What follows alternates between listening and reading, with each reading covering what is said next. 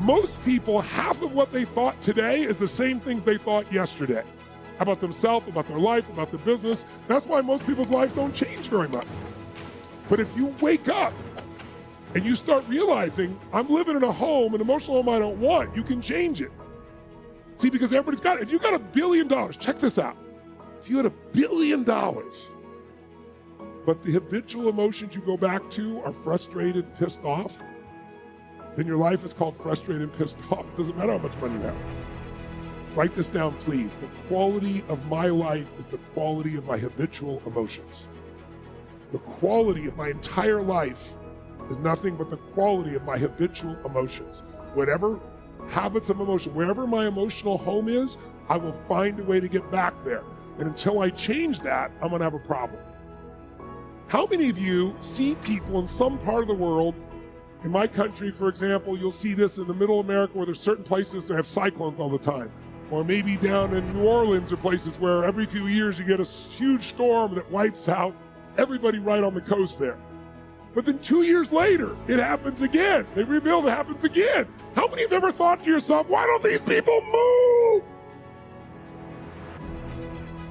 Why don't they move, guys? Because it's what they're conditioned. They call that home. I don't want to leave my home, it's what I know. It's easy to see when it's somebody else and it's physical. It's harder to see when it's yourself and it's emotional, because we have an emotional home. Some of you grew up in a really tough environment. I did too. Pretty brutal environment. Very painful environment. Part of I am who I am is because I didn't want to suffer and I had to find answers. And because I suffered so much, I don't want you to ever suffer if I can do anything about it. I can't control it, but I can help massively. But it's only because I suffered so much I don't want anybody else to.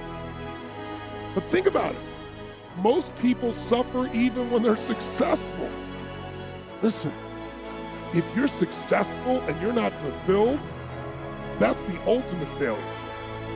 If you got people that love you and you're not feeling joyous and alive, something's wrong. And you know what it is? You got an old home you're used to. Maybe the home you're used to is not a very happy home. It's a home of worry, a home of frustration, a home of anger, a home of feeling everything's unjust. And so you find a way to get back home using whatever the environment you can use. How many of you know somebody who's always pissed off about something? How many of you know somebody who is always worried? How many of you know someone who's not really funny, but they think they are? And they crack themselves up telling stupid jokes? How many know someone like this who cracks themselves up and they laugh so much that even though it's not funny, you find yourself laughing too? These people have different emotional homes. Some people's home is anger. They'll always find something to be angry about. It's what they're used to. It's their conditioning. So even when the storm comes in and messes up their life, they go right back to that same shit.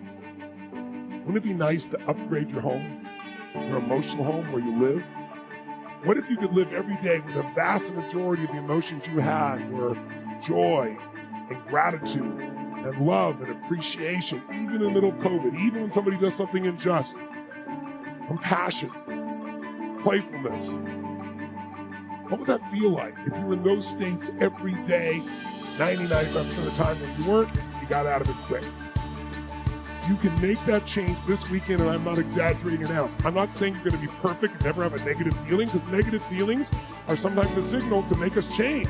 But most people have a negative feeling and they just hang on to it, keep living with it, find other things to be negative about. That will never give you what you want. The money won't do it.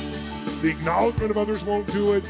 Everything you think will do it will not do it. Only one thing will do it. You drawing a line in the sand and making the most important decision of your life that you're going to live in a beautiful state no matter what. Because life is too short to suffer. We have a choice. Listen to me. Pain is sometimes part of life, but suffering is a choice. But for most of us, not a choice, because we have the habit of suffering, being stressed, being worried, being frustrated, being pissed off.